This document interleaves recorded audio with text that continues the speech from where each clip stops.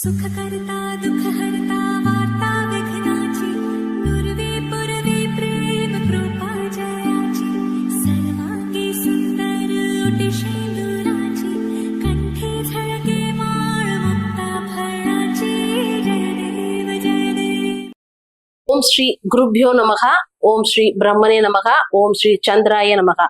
கடவுளின் அருளால் இன்றும் என்றும் நலமுடன் வாழ இறைவனை பிரார்த்திக்கின்றேன். முதற்பதிவு முழு முதற் கடவுளான விநாயக பெருமானை பற்றியும் அரச மர விநாயகரை பற்றியும் ஒரு சிறப்பான ஒரு பதிவு இது.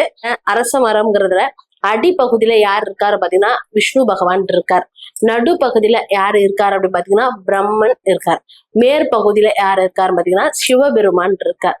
இப்ப அரச மரம்ங்கிறதே பாத்தீங்கன்னா மூன்று தெய்வங்களுமே அங்க சேர்ந்து இருக்கிறாங்க. அடுத்தது பாத்தீங்கன்னா அதன் அடியில விநாயக பெருமான், அது ரெண்டு பக்கமும் பாத்தீங்கன்னா ராகு கேது அப்படிங்கிற கிரகங்கள் இருக்கிறது. அப்படிப்பட்ட ஒரு விநாயகரை நம்ம வழிபடும் போது நமக்கு ஒரு சிறப்பான பலனை கொடுப்பாங்க. அரச மரம் அப்படின்னு எடுத்துக்கிட்டீங்கன்னா மும்மூர்த்திகளுமே அங்க வந்து வாசம் செய்யக்கூடிய ஒரு மரம். பிரம்மா இருக்காரு, விஷ்ணு இருக்காங்க, சிவபெருமான் இருக்காங்க. இவங்க 3 பேருமே அந்த அரச மரத்தோட ஒரு பரிணாமமா இருக்காங்க. அடுத்தது பாத்தீங்கன்னா பஞ்சபூதங்களின் தத்துவம் சொல்லணும் அப்படின்னா அரச மரத்தை சொல்லலாம். அரச மரத்து அடியில இருக்கிற விநாயகரோட அருள் என்ன அப்படி பாத்தீங்கன்னா இந்த பஞ்சபூதங்களையும் அடக்கி நமக்கு அருள் கொடுக்கக்கூடிய ஒரு பிரதான தெய்வமாக இருப்பார்.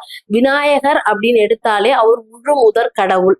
அப்படி இருக்கக்கூடிய இவங்க வந்து 3 தெய்வங்களும் சேர்ந்து பிளஸ் விநாயகரும் சேர்ந்து நம்ம அந்த அரச மரத்து அடியில இருக்கக்கூடிய அந்த விநாயகரை நம்ம வழிபடும் போது நமக்கு வந்து ஒரு பெரிய நம்ம பலன் வந்து நமக்கு கிடைக்கும்.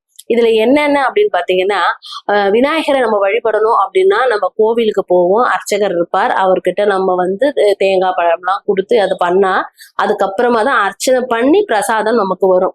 ஆனா அரச மர விநாயகருக்கு வந்து அப்படி பாத்தீங்கன்னா நீங்க என்னன்னா நீங்களே போலாம், நீங்களே தண்ணி ஊத்தலாம், நீங்களே உங்க தேங்காய் உடைச்சு நீங்களே அர்ச்சனை பண்ணிட்டு நீங்களே வரலாம். அது வந்து அந்த தோஷமே கிடையாது. அது ஒரு சிறப்பா இருக்கு. அடுத்தது பாத்தீங்கன்னா நீங்க உங்களுக்கு எதுவுமே இல்லை, ஒரு அருகம்பிள்ளை சாத்தியும் வணங்கிட்டு வரலாம். அதுக்கப்புறம் நீங்க ஒரே ஒரு மந்திரம் மட்டும் சொல்லலாம். என்னன்னா ஒரு எளிமையான மந்திரம்.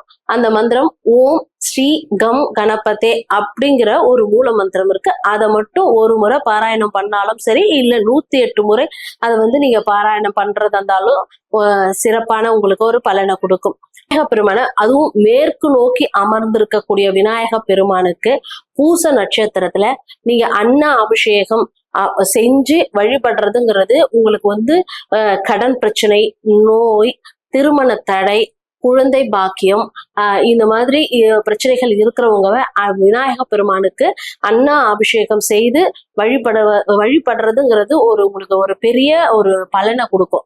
நீங்க அதை செஞ்சு பாருங்க. அது வந்து உங்களுக்கு எந்த அளவுக்கு உங்களுக்கு லைஃப்ல பெரிய அளவுக்கு நீங்க எத்தனை கோவிலுக்கு போயிருந்தாலுமே இந்த வழிபாடுங்கிறது உங்களுக்கு ஒரு பெரிய பலனை கொடுக்கக்கூடிய ஒரு வழிபாடா இருக்கும்.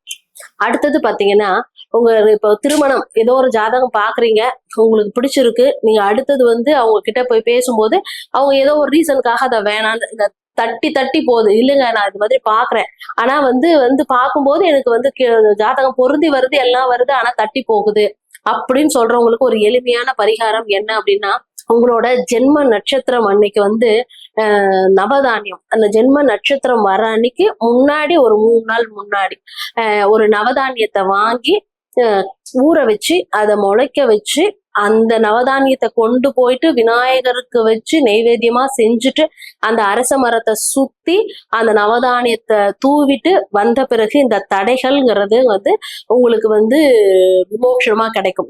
இந்த பரிகாரத்தை நீங்க செய்யும் போது உங்களுக்கான மாற்றங்கள் அப்படிங்கிறது 100% வந்து அதுல உறுதியாக இருக்கும்.